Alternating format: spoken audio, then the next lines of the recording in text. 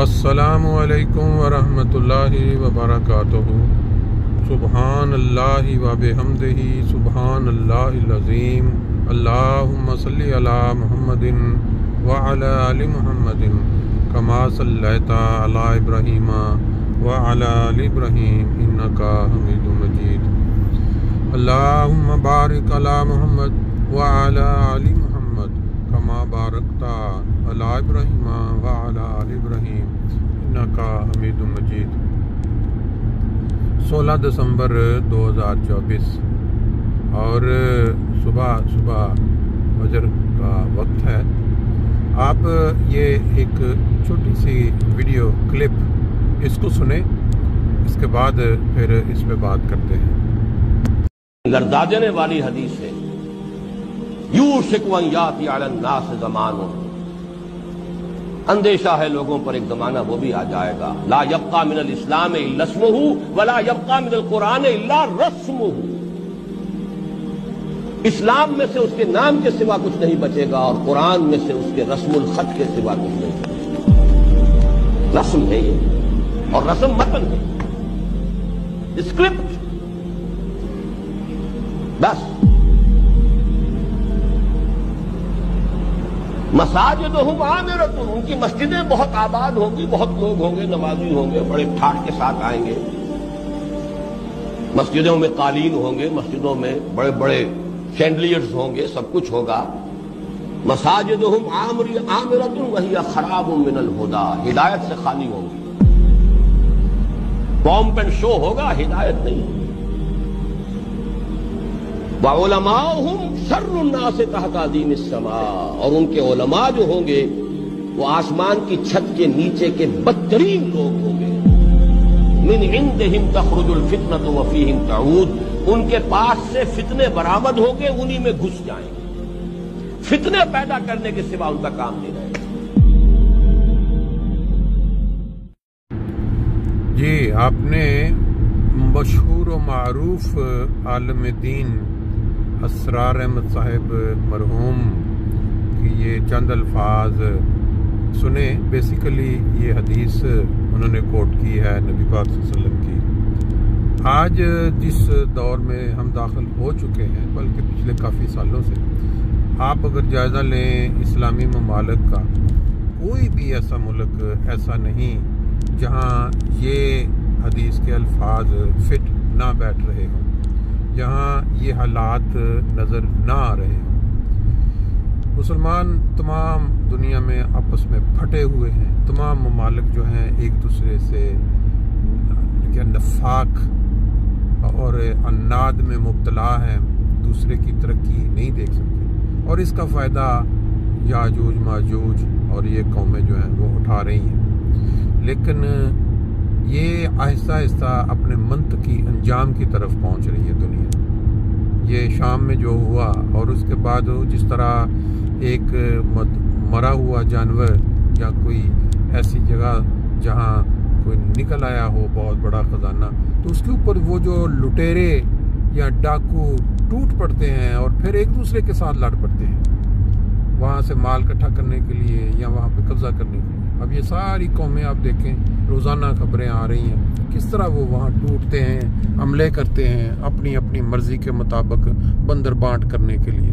لیکن یہی وجہ، یہی شاید ملک اس انسانیت کے خاتمے کا باعث بن جائے، کیونکہ قرآن مجید میں بھی، احادیث میں بھی، پھر وقت کے جو امام ہیں ان کے الفاظ میں بھی وہ تنبیہات موجود ہیں کہ یہ دنیا جو ہے جب اس لیول پہ پہنچ جائے گی، گناہ جو بد سے بد ہے وہ انتہا تک پہنچ جائیں گے، اور پھر آپس میں لڑیں، تو ایک وقت ایک چھوٹی سی غلطی سے جو جنگ شروع ہونی ہے، جس کا ذکر قرآن مجید میں آتا ہے، وہ جو شعلہ لپکے گا، اس کے ساتھ تو بچنے کا کوئی چانس نہیں۔ اللہ تعالیٰ ان کو عقل اور فہم دے۔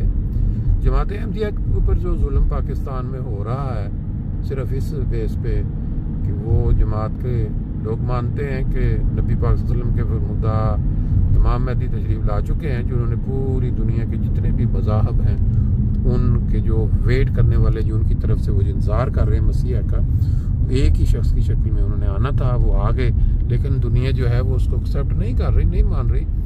تو پھر وہ اختتام والی جو اینڈ ہے دنیا کا، وہ والی حدیث پورا ہونے کا وقت سامنے نظر آ رہا ہے. اللہ رحم فرمائے دنیا پہ.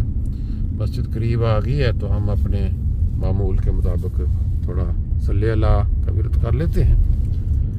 صلی اللہ نبینا صلی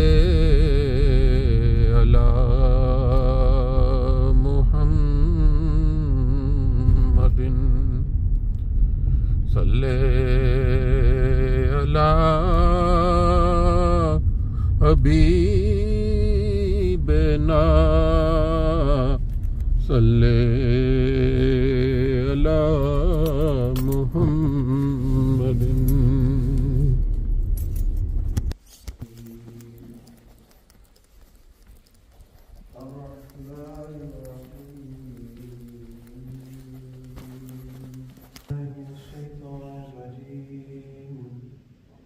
بسم الله الرحمن الرحيم.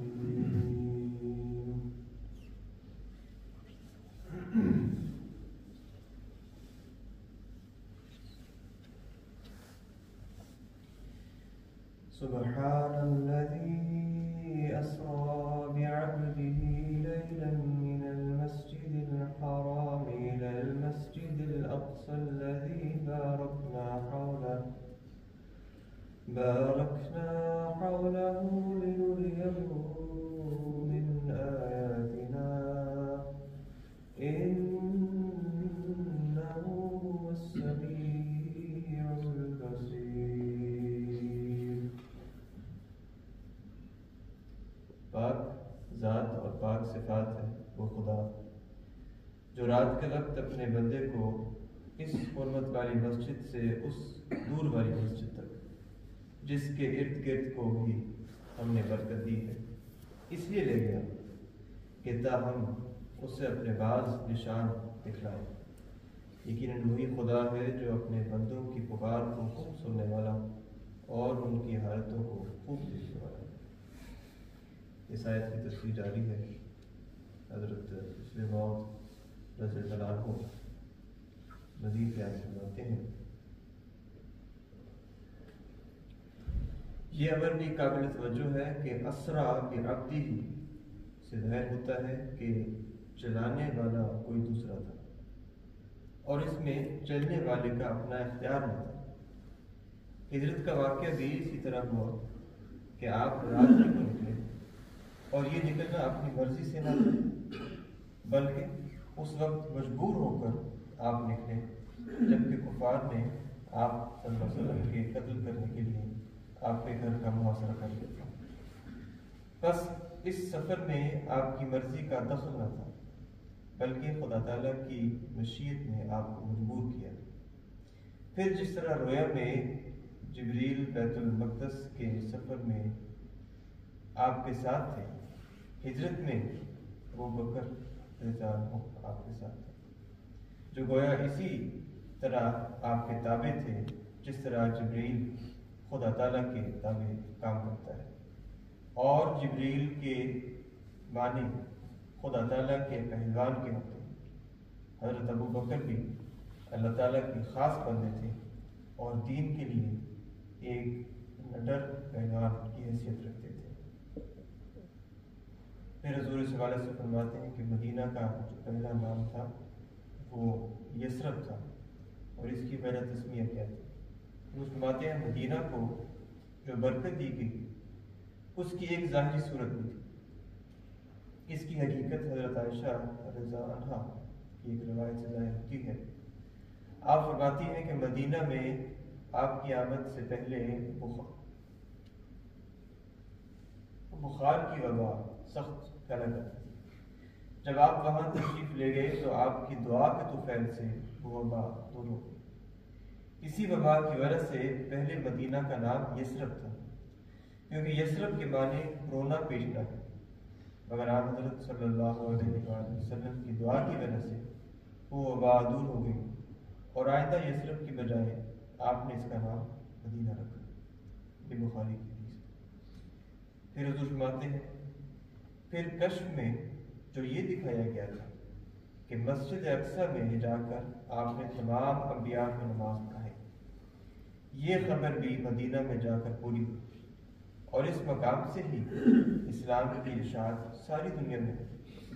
بلکہ اس امر کو دیکھ کر حیرت آتی ہے کہ جب مدینہ سے اسلامی دارالخلافہ کو بدل دیا گیا، اسی وقت سے اسلام کی ترقی رک گئی۔ 30 سال کے عرصے میں جس میں مدینہ اسلامی دارالخلافہ تھا، اس قدر اسلام کو ترقی ہوئی اور اس قدر اس کی اشاعت ہوئی کہ اس کے بعد 1300 سال میں اس قدر نہیں۔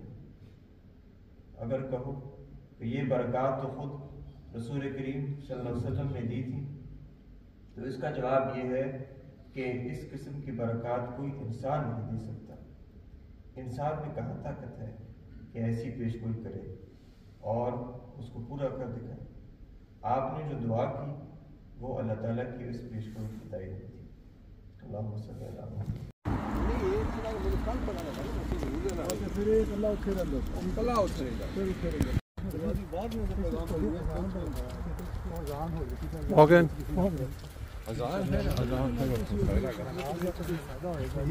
نہیں پھر ہو سکتا ہے وہ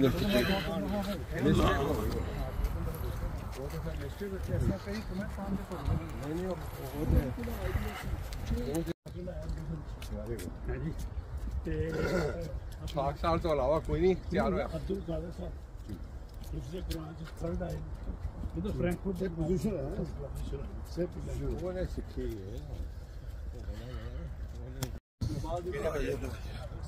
اچھا جی میں گل کر لگا تھا نا وہ بڑے بند کر دینا